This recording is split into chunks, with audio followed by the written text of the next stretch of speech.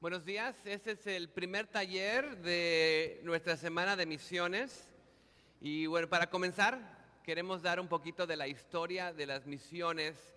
Nos vamos a enfocar más en las misiones modernas y cómo llegamos a donde estamos hoy, los movimientos misioneros, el mundo como está. Si leemos la Biblia y la palabra de Dios, podemos ver el libro de Hechos, ver cómo empezó la primera iglesia y los primeros misioneros eran, claro, Pedro, Juan, los discípulos, Pablo después, las personas que se unían con él. Vemos la iglesia de Antioquía, era una iglesia que mandaba misioneros, mandó a Pablo y a Bernabé a su primer viaje misionero y vemos que la iglesia se fue esparciendo, se fue creciendo durante ese tiempo. Pero termina el libro de Hechos,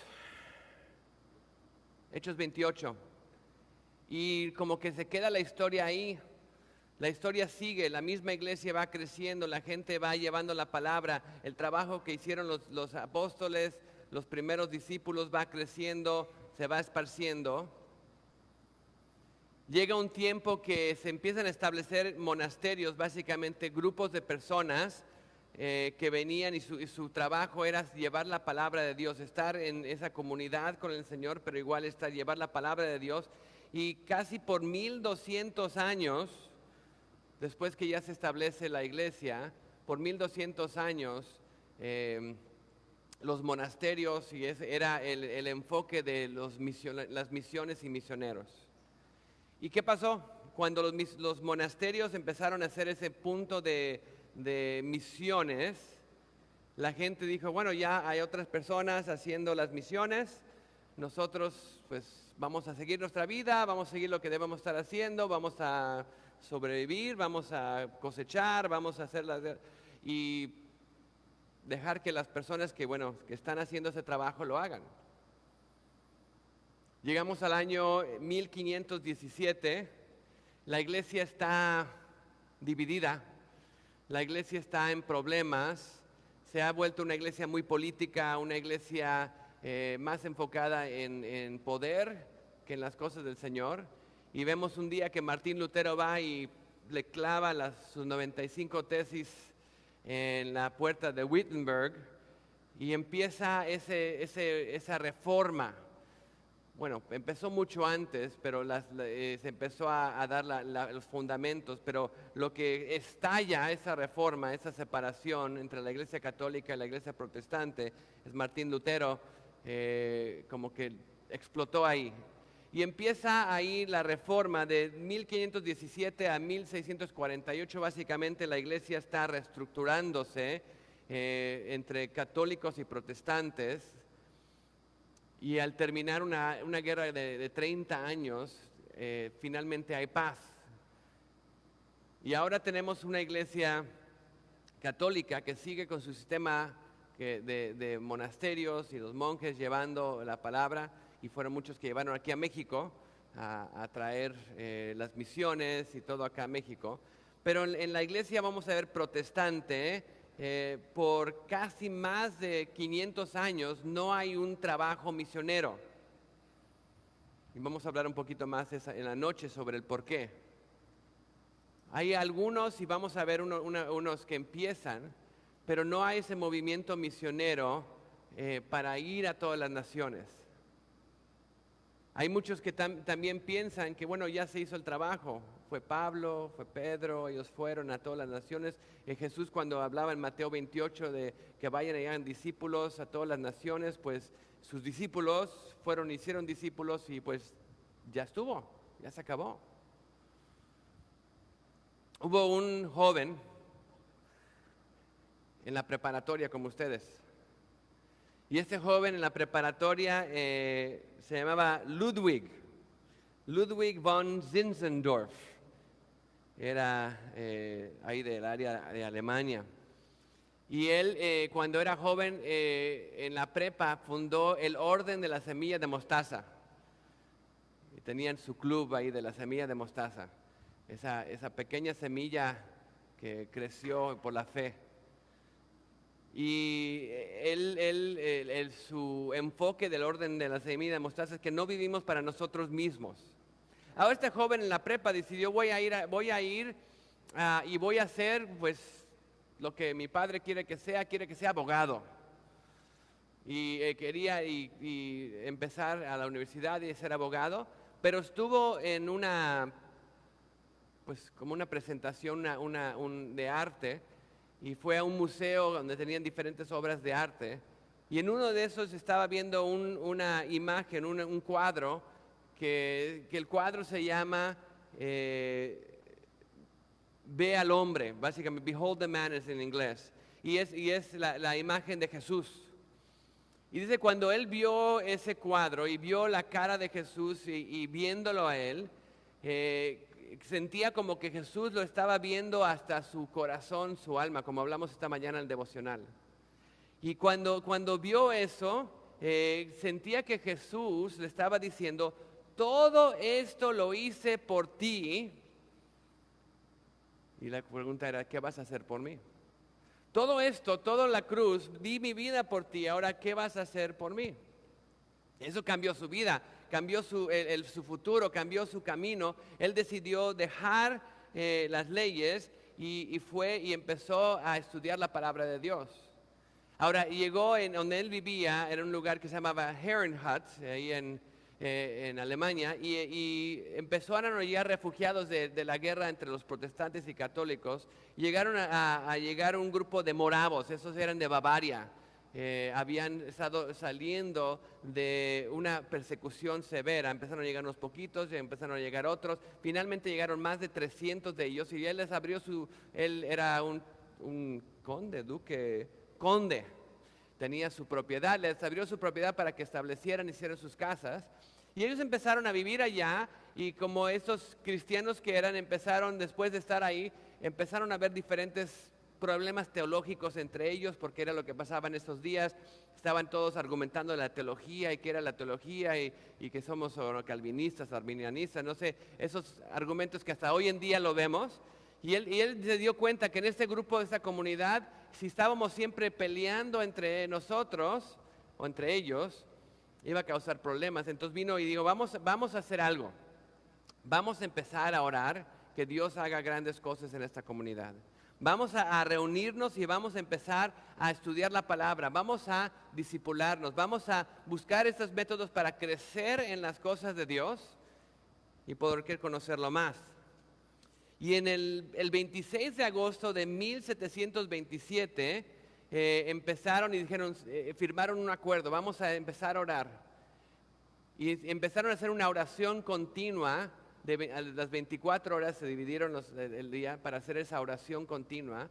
Y empezaron a orar, y ese grupo de oración duró más de 100 años, con una oración continua por ese avivamiento del Señor, ese crecimiento del Señor, ahí en el grupo, con los grupos moravos. Este conde von Zinzendorf decía, tengo una sola pasión, y es Él solamente. La palabra es el campo, y el campo es el mundo, y ahora en adelante este mundo será mi hogar, donde puedo ser usado más para ganar almas para Cristo. Empezó a crecer esta comunidad. Empezaron a orar juntos, empezaron a tener un mismo enfoque. Algo que tomaron, ellos dijeron, su misión, dijeron, en las cosas esenciales vamos a tener unidad. En las cosas no esenciales vamos a tener libertad, y en todo amor. Y empezaron a crear su comunidad con eso. No vamos a dividirnos como iglesias, no vamos a argumentar unos con otros, pero en lo esencial, lo básico, vamos a tener ese fundamento, esa unidad. En lo que no es esencial tenemos libertad de tener diferentes opiniones, pero en todo tenemos ese amor que nos une. A esta comunidad llegaron 2 esclavos africanos y les empezaron a contar de cómo era la vida allá en donde los habían vendido, en el área del Caribe, aquí cerquita donde estamos nosotros. Y en esta área del Caribe había varias islas donde había muchos esclavos que estaban siendo usados para cosechar azúcar, tabaco y otras cosas. Y les contaron cómo era la vida de los esclavos africanos. Y la gente se movió tanto, dijeron, y había en una isla, hay una isla donde solamente entran esclavos. Y en esa isla nadie ha oído del nombre de Cristo, no conocen a Cristo. Y dijeron, dos jóvenes se levantaron, dijeron, nosotros queremos ir a hablar con ellos y hablarles de Cristo. Y les dijeron a ellos, no puedes ir, porque nadie puede entrar a esa isla, solamente los esclavos entran a esa isla. Y estos dos muchachos se levantaron, entonces nos vamos a vender como esclavos. Esos hombres terminaron vendiéndose como esclavos, no los querían aceptar, tuvieron un poco de problemas, dijimos, somos carpinteros, podemos ayudar, nos vendemos a nosotros para poder ir allá. Finalmente los aceptaron, se subieron a un barco y toda la comunidad les dijo adiós a estos primeros dos misioneros que salieron del grupo y fueron a esta isla a servir, dando su vida como esclavos. Zinzendorf y la iglesia morava tenía este enfoque y se encuentra en Apocalipsis 5:9 que dice, con tu sangre nos has redimido para Dios de todo linaje, lengua y pueblo y nación. Y decían, demos al Cordero que fue inmolado, al Cordero que fue dado por nosotros, demos su galardón, básicamente lo que Él merece, vamos a dar nuestra vida por Él porque Él lo merece, Él fue sacrificado por nosotros. Y estos dieron su vida para ir y llevar la palabra a una isla donde nadie conocía sobre Cristo. La iglesia morava empezó a trabajar, empezó a tener ese fervor misionero, empezó a mandar misioneros. La iglesia morava mandó más misioneros en 2 años que la iglesia católica había mandado en 200 años. Y empezaron a tener esa pasión misionero. Y cuando iban, muchos de los que iban, porque iban a esta área del Caribe, donde había mucha enfermedad tropical en ese tiempo, muchas condiciones difíciles, de todos que iban, una tercera parte o más morían. Llegó un tiempo que ellos, sabiendo lo que pasaba, empacaban las cosas que necesitaban, compraban un ataúd que les cabía a ellos y empacaban sus cosas en el ataúd para que cuando llegaran, si morían, pues ya estaba el ataúd listo. Tenían ese enfoque de dar su vida para las misiones. Tenían un gran corazón. Ahora esta iglesia morava fundó miles de iglesias y hasta hoy en día siguen muchas de esas iglesias que fueron fundadas allá. Pero durante este tiempo, después de la Reforma, fue como un grupo de personas que empezó a hacer cosas para el Señor. Pero realmente la comunidad o la cristiana generalmente no había tenido ese corazón para misiones, ese corazón para llevar la palabra. Todavía estaba con esa misma idea que no, ya estuvo. Ya hicimos el trabajo, Pablo, Pedro, Juan salieron, fueron a todo el mundo, hicieron discípulos, les ha enseñado y somos nosotros el resultado. No fue hasta el año 1792 que empezó una de 3 olas, vamos a poner 3 olas de misiones. La primera ola, la primera movimiento general grande de la iglesia, empieza con un joven que se llama William Carey. A él le decimos el padre de las misiones modernas. William Carey era un zapatero. Él hacía zapatos. Hay como en Cuba, en el pueblo de Camajuaní, donde viene el pastor Fernando, es un pueblo de zapateros. Él hacía zapatos. Y él se entregó a Cristo. Al entregarse tenía una pasión, tenía ese corazón para saber más. Y como zapatero él empezó a trabajar, pero también empezó a estudiar la palabra. Luego aprendió que el lenguaje original era griego, que él se enseñó él mismo griego, trabajaba haciendo zapatos, comprando libros para aprender griego, aprender otros lenguajes. Era un hombre muy inteligente. Y él estaba en Inglaterra. Y ahí en Inglaterra estaba cerca de un puerto, llegaban gente de todo el mundo. Entonces cuando estaba trabajando con los zapatos, haciendo los zapatos para esta gente, les empezó a preguntar, oye, ¿de dónde vienes? Yo vengo de esta parte donde hay muchos del Islam. Oye, ¿dónde es esto? ¿Y cuántos islámicos o musulmanes hay por allá? No, los musulmanes son, y les decía una cantidad. Y luego, no, yo vengo del Medio Oriente, vengo de muchos budistas. ¿Y cuántos budistas hay? Y lo que él hizo ahí donde trabajaba sus zapatos, hizo un mapa del mundo y anotaba cuando oía, no, budistas hay tantos, musulmanes hay tantos. Y empezó a darse una imagen del mundo, como tenemos el mapa acá atrás, de la necesidad que había. Y toda la gente con la cual hablaba veía esa necesidad. Hacía preguntas a la gente. Él dice, para saber la voluntad de Dios, necesitas tener un corazón abierto y un mapa abierto para ver el corazón para las misiones. Una vez fue a un grupo, un estudio, y en ese estudio de una iglesia bautista, después del estudio, el que estaba dirigiéndose, un señor que se llama Charles Ryland, él vio a William Carey, había sido alguien que había convertido, había sido bautizado, lo conocía, y dijo, antes de que nos vayamos hoy, como le dijera ahorita Pepe a Dani, antes de que nos vayamos hoy, necesito que hagan 2 preguntas. Y William Carey dice, no está bien, no tenemos preguntas.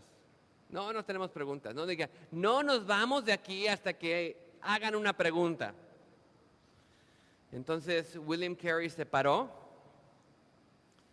y dijo esta pregunta.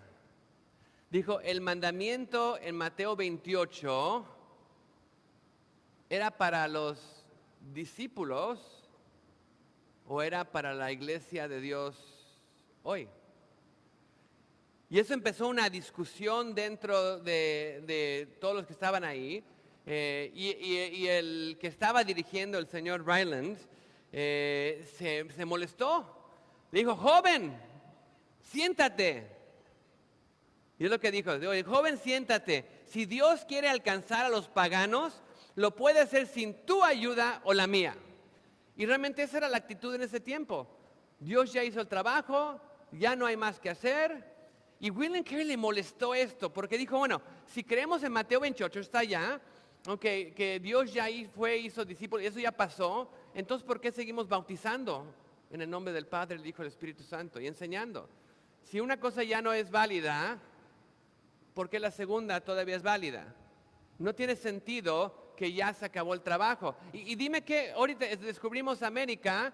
Y alguien y Pablo, Pedro, Juan fue a América a hablar con los apaches y toda la gente allá, los nativos americanos allá en América, o en México, los mayas. ¿Alguien ya fue para allá? ¿Cuál de los discípulos fue para allá? Entonces no concordaba en su mente que ya se había acabado el trabajo, y entonces él empezó a estudiar más y escribió un librito, 75 páginas. Ese es el título del libro corto. Se llama Una búsqueda de la obligación de los cristianos para usar todos los medios posibles para convertir a los paganos. Y luego el título sigue, es casi una página el título. Pero básicamente una búsqueda de la obligación de los cristianos para usar todos los medios posibles para convertir a los paganos. Y realmente lo que hablaba en ese libro decía, necesitamos establecer estructuras misioneras. La Iglesia Católica las tenía en los monasterios, son estructuras misioneras para mandar misiones. Hoy en día los protestantes no tenemos nada en las iglesias, no mandamos misioneros.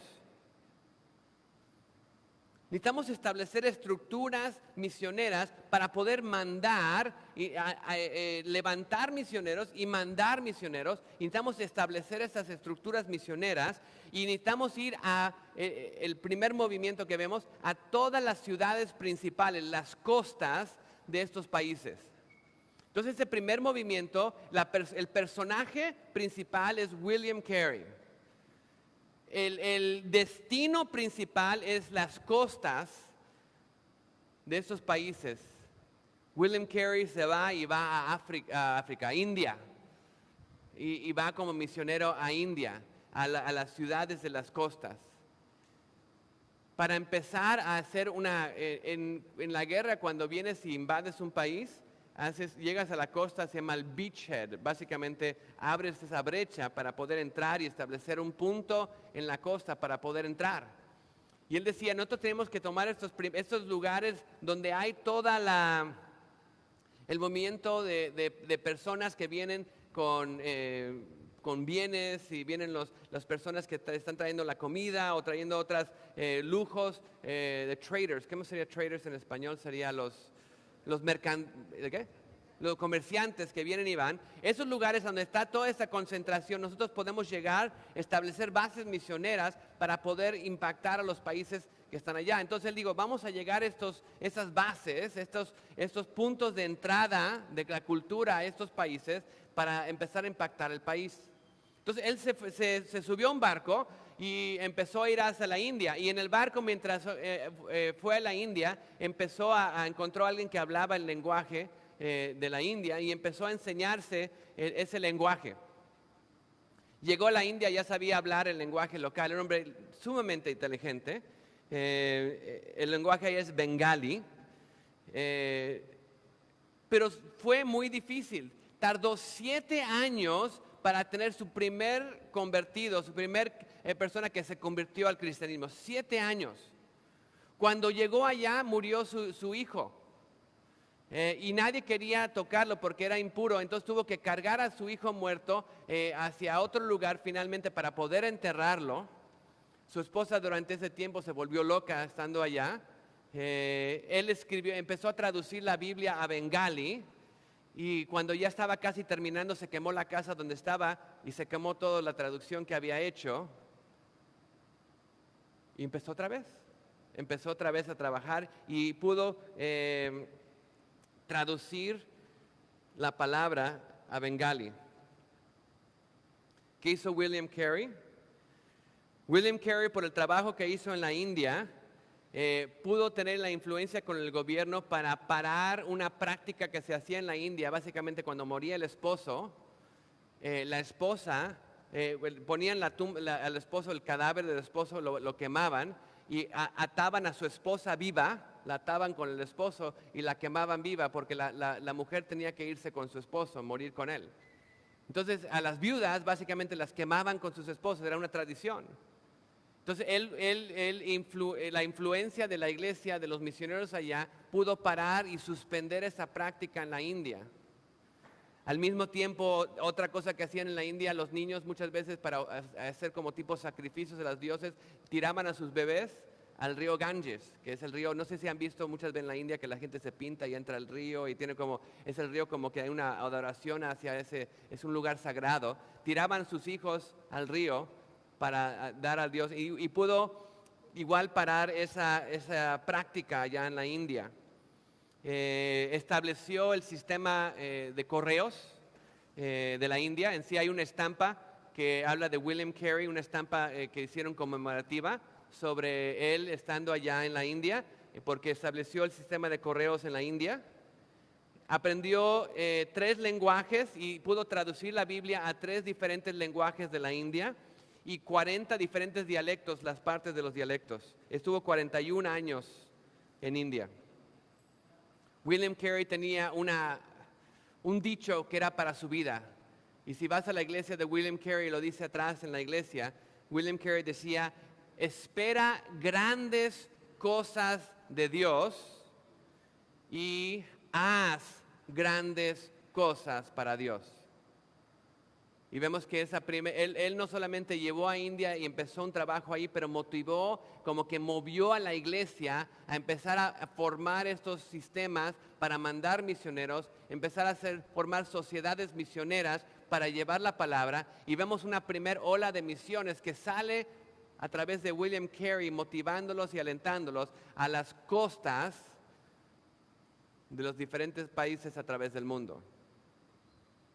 Esa es la primera ola. La segunda ola que vemos viene por un hombre que se llama Hudson Taylor. Hudson Taylor fue igual un joven, como ustedes, que decidió que tenía un corazón por China. Desde joven tenía, decía, una pasión por saber más de China, aprendía mucho de eso. Entonces quería servir a Dios en China. Entonces cuando llegó a la universidad dijo, pues quiero ir a la universidad a estudiar, pero tengo ese corazón por China. Entonces le preguntó, ¿qué se necesita en China? Pues China necesita doctores. Ah, bueno, entonces voy a estudiar medicina.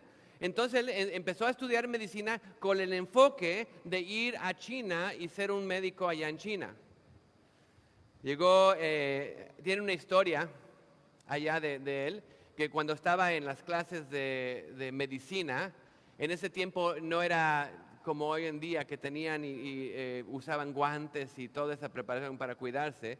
En una parte ellos estaban estudiando los cadáveres y el profesor les dijo, tengan mucho cuidado este día. ¿Por qué? Porque vamos a estudiar un cadáver de un hombre que murió de una fiebre maligna, muy contagiosa. Entonces tengan mucho cuidado al estudiar esto. Y él estuvo allá haciendo la autopsia y todo, y justo después que salió empezó a sentirse mal, una fiebre, le empezó, dijo, doctor, me cuidé mucho, y luego se dio cuenta que unos días después se había pinchado el dedo con una aguja, ya había sanado, pero al estar trabajando sin guantes y todo, había contagiado con esa fiebre maligna. El doctor le dijo, bueno, ¿sabes qué? Pues ve a hacer tu paz con el mundo. Termina y bueno, gusto en conocerte básicamente, le dijo el doctor. William Carey, enfermo, fue a su casa, no podía, no tenía dinero para llevar un transporte básicamente. Y él dijo, ¿sabes qué? Dios me ha llamado a la China, no puedo morir ahorita. Dios tiene un llamado para mi vida. Y entonces cuando esto pasa, dice, no, yo sé que Dios tiene un llamado para mi vida y Dios me va a sanar. Y tardó casi un mes, pero sobrevivió una fiebre maligna y sanó. Regresó a la escuela y se dio cuenta que 2 de sus compañeros habían muerto por esa misma fiebre maligna y terminó la universidad. William Carey va a China. Llega a China y que de repente se da cuenta que en esa primera ola los misioneros han establecido como un tipo de mini colonias misioneras, como básicamente colonias misioneras que solamente todo era como Inglaterra, pero allá.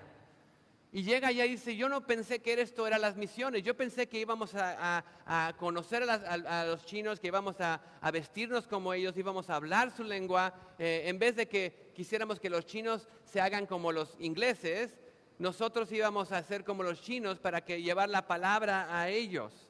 Entonces estuvo un poquito decepcionado. También otra cosa que pasó cuando estaba allá, estuvo hablando con varias personas y tuvo una persona que se convirtió. El señor se llama el señor Ni. Ese señor Ni cuando vino con Hudson Taylor, habló con él y dijo, he encontrado en Jesús una razón de vida, una paz. Lo busqué en el budismo, el hinduismo y no encontré esa paz, pero en Jesús he encontrado la paz. Y le preguntó a Hudson Taylor, oye, ¿cuánto tiempo has sabido sobre Jesús? ¿Cuánto tiempo? Y dijo, bueno, hemos conocido de Jesús cientos de años. Dijo, ¿cientos de años? ¿Cómo has conocido de Jesús y no nos vinieron a decir antes? Cientos de años has conocido de Jesús. Mi papá vivió toda su vida buscando paz y nadie le habló de Cristo.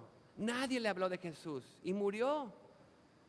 ¿Cómo ustedes ya teniendo esa verdad no vinieron antes?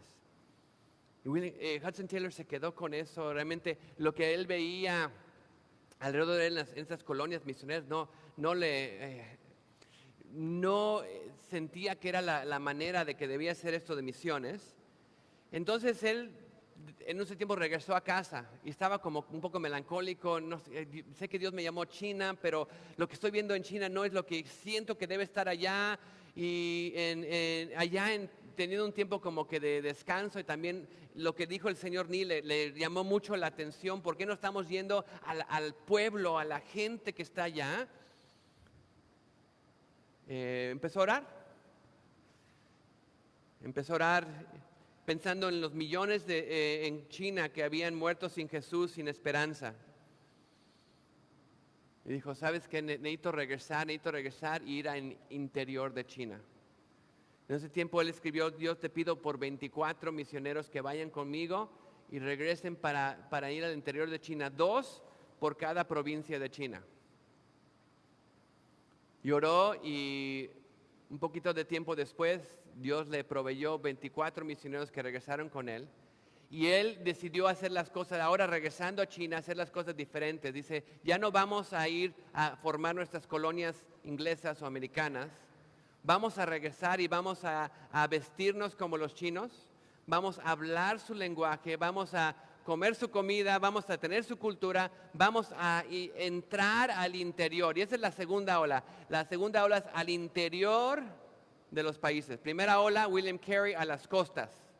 Segunda ola es Hudson Taylor entrando al interior y él forma la China Inland Mission, que es la misión a lo interior de China. Forma su propia misión, porque en ese tiempo nadie pensaba, al interior no, pues ya llegamos a la costa, ya llegamos allá y no veían la necesidad de ir más allá. Pero él dijo, no, tenemos que ir al interior de China. Y él fue y vivió allá su vida en China. Después de 30 años hubo más de 1,000 misioneros que fueron parte ahí de CIM, que es China Inland Missions, por esa pasión siguiendo en los pasos de Hudson Taylor, que tenía esa pasión para llevar a Jesús a más adentro, más profundo en las naciones. Cuando Hudson Taylor murió, dijo esto, si tuviera 1,000 vidas, les daría todas a China. Y realmente tenía esa pasión para convertir y tocar un país. Ahorita vemos el país de China tan grande, realmente que fue impactado por misiones y misiones. Aunque ha entrado el comunismo y otras cosas en China, vemos que una iglesia que ha permanecido y una iglesia que ha crecido aún en medio de la persecución. Entonces, primera, William Carey a las costas. Segunda ola, Hudson Taylor al interior de los países. Ahora la tercera ola. La tercera ola es un poquito más cerca de casa. La tercera ola empieza como el año 1935 con un señor que se llama Cameron Townsend, otro joven que se convierte a Cristo y quiere servir al Señor. Dice, no sé a dónde quiero ir, pero o a quién quiero servir al Señor. Entonces, ¿qué hago? Empezó a estudiar y vio un trabajo, quiero salir, quiero ir a servir al Señor, quiero ser un misionero. Entonces, encontró un trabajo vendiendo Biblias en Guatemala. Y se fue a Guatemala vendiendo Biblias en español a las personas y empezó a vender Biblias. Y estuvo como que, bueno, esto no es realmente lo que quiero hacer, me siento más como vendedor en vez de realmente llegar a las personas. Y llegó con una persona, le dio una Biblia y esta es la conversación que tuvo con este joven. Le dice, si tu Dios es tan inteligente, ¿por qué no habla mi idioma? Y Cameron Townsend se quedó. Esta Biblia en español, ¿no? Este niño hablaba quechua, el lenguaje local. Si tu Dios es tan inteligente, ¿por qué no habla mi idioma? Y ahí se dio cuenta Cameron Townsend, igual como Hudson Taylor, tuvo ese encuentro con algo que tocó su corazón. Cameron Townsend se dio cuenta que era necesario llevar esta palabra de Dios y llevarla al lenguaje, como dice, el lenguaje de corazón de las personas. Cameron Townsend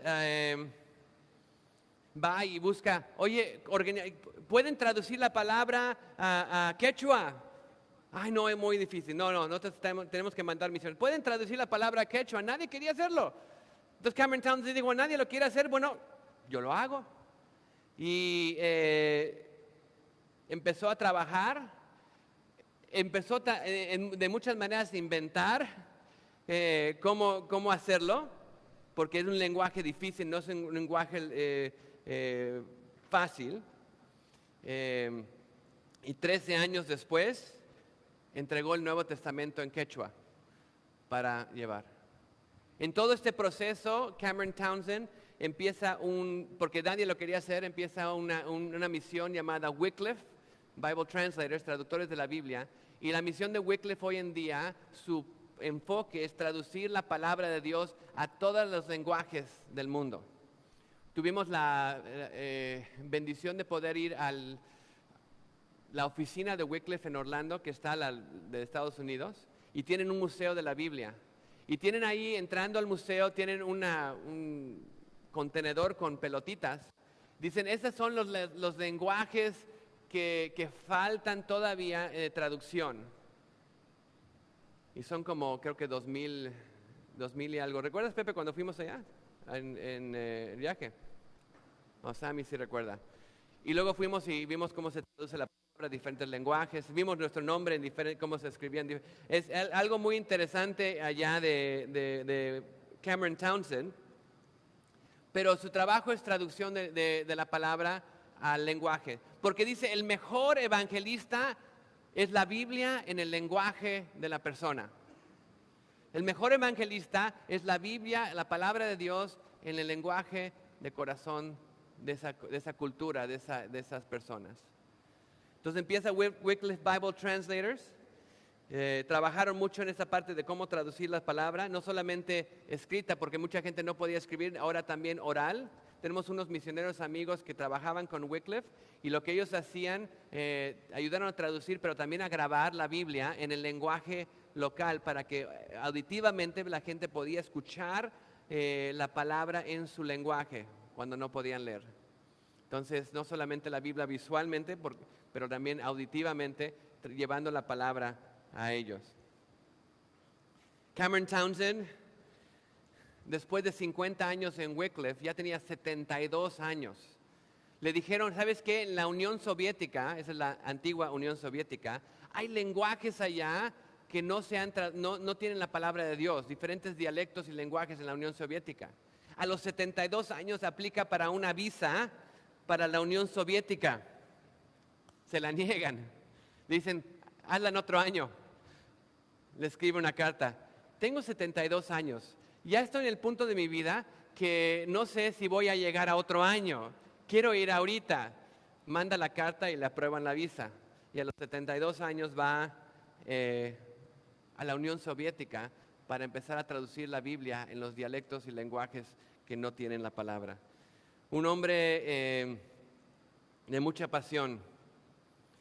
Billy Graham dijo que Cameron Townsend fue el misionero más grande de nuestros tiempos, porque pudo llevar esa traducción de la palabra a otros. Él decía, el misionero más grande es la Biblia en la lengua materna. No necesita un descanso y nunca es considerado un extranjero. Dije, la realidad, ahora quedan 1800 lenguajes sin las escrituras. Al mismo tiempo de Cameron Townsend había otro señor que se llama Don McGavran. Cameron Townsend y Don McGavran juntos forman esta tercera ola. Don McGavran estaba en la India y él se dio cuenta que en la India podía el evangelio llegar a un pueblo y se movía rápidamente dentro de un grupo de personas, pero llegaba a un tope y de repente no saltaba de este lugar a este lugar. Y básicamente en la India era de una casta a otra casta. Y había como una barrera que diferenciaba entre este grupo de personas que hablaban el mismo lenguaje que este grupo de personas, pero no pasaba la Biblia porque había una parte social que los separaba. Entonces, viendo lo que se encontró de Cameron Townsend de diferentes lenguas, que la llevando la Biblia a todas las diferentes lenguas y diferenciando las personas en lenguaje que hablan, y viendo lo que Don McGavran dijo, ¿sabes que hay estas barreras sociales entre un grupo y otro grupo? Se empezó a ver que lo que faltaba no era llegar solamente a las costas, no solamente llegar al interior, pero llegar a todos los pueblos que tenían un mismo lenguaje y una misma cultura.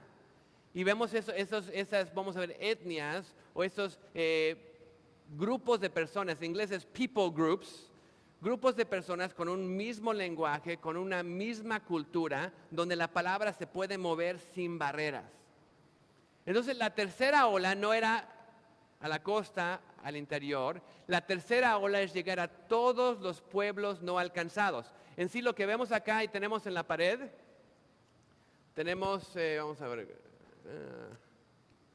un grupo, son grupos por no alcanzados. Entonces tenemos él vive, dice es un kurdo, vive en Turquía, en el país de Turquía, pero es un kurdo. De ellos hay una población de 6 millones más o menos. Su idioma principal es el turco, habla turco como los demás, pero su grupo de personas es kurdo y su religión principal en esa área es el Islam. Y tiene un poco de menos de 2% de ese grupo de personas que están siendo alcanzados dentro del país de Turquía. Ahora vemos aquí muy importante también dice la Biblia, ya está en su lenguaje, ya hay una Biblia en turco. Pero vemos ahora, no dividimos al mundo por países, por regiones, dividimos al mundo por grupos de personas que tienen un mismo lenguaje y una misma cultura y queremos llegar a todos esos grupos de personas para llevarles la palabra del Señor. Por eso vemos alrededor de este cuarto, vemos cientos de tarjetas, y no, estas no son todas, con grupos de personas donde la Biblia no ha entrado. El Joshua Project es un proyecto que como que hace un catálogo de cuántos grupos de personas no alcanzadas hay. Los divide por los rojos, los que tienen menos de 2%, los amarillos que tienen un poquito de entrada y los verdes que ya tienen una iglesia ya establecida en ese grupo, los divide el mundo en eso. Básicamente, si tú divides al mundo en una tercera parte, 33% ya tienen la palabra y el mensaje de Cristo y lo conocen y están aprendiendo de él. El otro 33%, vamos como amarillo, tienen alguna entrada, algún alcance, un conocimiento, ya hay un poco de trabajo empezado en ellos, pero luego tenemos un 33% del mundo como estos, que no han escuchado el nombre de Cristo. Mi esposa va mucho a Camboya y en Camboya llevan misiones médicas. El pastor Drew va a estar hablando de las misiones médicas el viernes y lo que hacen. Pero llegan a un pueblo en Camboya muchas veces y lo que hacen en la misión médica, ponen una entrada y la gente viene para tener lentes para leer o para el dentista o para un doctor. Y cuando los llevan a un lugar y les hablan del Evangelio, les hablan de Jesús. Y han llegado a estos lugares y les hablan de Jesús y la gente, ¡ay, qué bien, me encanta! Vino Jesús con ustedes. Es de otro pueblo, es del otro pueblo. Dice, no, Jesús. Y la cosa es que no saben quién es Jesús. No han escuchado. Hay gente en este mundo que nunca han escuchado el nombre de Jesús y no lo conocen. Por eso vemos esa necesidad de ir no solamente a los países generales, a las costas, pero ir a cada grupo de personas, cada etnia de mismo lenguaje y misma cultura para llevar el nombre de Cristo, para que conozcan más de Él. Y esa es la tercera ola. En esa estamos. ¿Dónde estamos ahora hoy en día? Estamos en esa tercera ola del trabajo que Dios está haciendo, llevando a todo grupo de personas, todo lenguaje, toda cultura, para llevar esa palabra del Señor. Y vemos en misiones modernas qué ha pasado. Ahora, ¿qué es el siguiente cambio que veo no tanto, yo creo que vamos a seguir en esa misma tercera ola, pero hay un cambio que está pasando. Y es lo que me anima mucho de lo que vemos aquí, el corazón de esta conferencia. El tercer cambio que está pasando es que muchas veces las misiones tradicionales, vamos a ponerla, han sido muchas que vienen de Estados Unidos, bueno, primeramente de Europa, de a Inglaterra y Europa y luego Estados Unidos, yendo hacia todas otras partes. Pero esas misiones en sí siguen, pero han decaído un poco. ¿Qué pasa? Tenemos 3 áreas del mundo que están surgiendo como potencias misioneras. La primera es Corea. Corea manda un sinnúmero de misioneros. Vivimos en Yucatán y vemos muchos misioneros coreanos que están ahí, están llevando esa gran comisión. Corea manda muchos misioneros a todo el mundo. Y los otros 2 áreas del mundo que están creciendo igual, surgiendo, es África y Latinoamérica, donde vivimos nosotros. Esta semana vamos a tener el privilegio de escuchar a la directora regional de Operación Movilización, que es OM México. Y nos va a hablar de cómo OM está enfocado en reclutar y llevar misioneros de Latinoamérica que puedan ir a esos países difíciles y cerrados de musulmanes para poder llevar la palabra de Dios. ¿Y por qué? Porque muchas veces como mexicano nos parecemos muchos a ellos. Hay un concierto que vi, estuvo aquí hace unos años Rojo, la banda Rojo, aquí en la Inalámbrica, y al final del concierto tuvieron un video hablando de las misiones y de ir a lugares donde como mexicanos, como latinoamericanos, las puertas están más abiertas a nosotros para entrar allá que alguien de Estados Unidos o Inglaterra, donde ya han cerrado muchas las puertas a ellos. Nosotros como mexicanos tenemos mucho más puertas abiertas para ir a otros lugares y realmente ser esa siguiente ola de misioneros que salga. Y esa es mi oración, la razón que estamos haciendo eso, que seamos nosotros esa siguiente ola, no solamente de misioneros que salen, pero al mismo tiempo que como iglesia seamos una iglesia con un corazón misionero para apoyar y para mandar misioneros a todo el mundo. Amén. Tenemos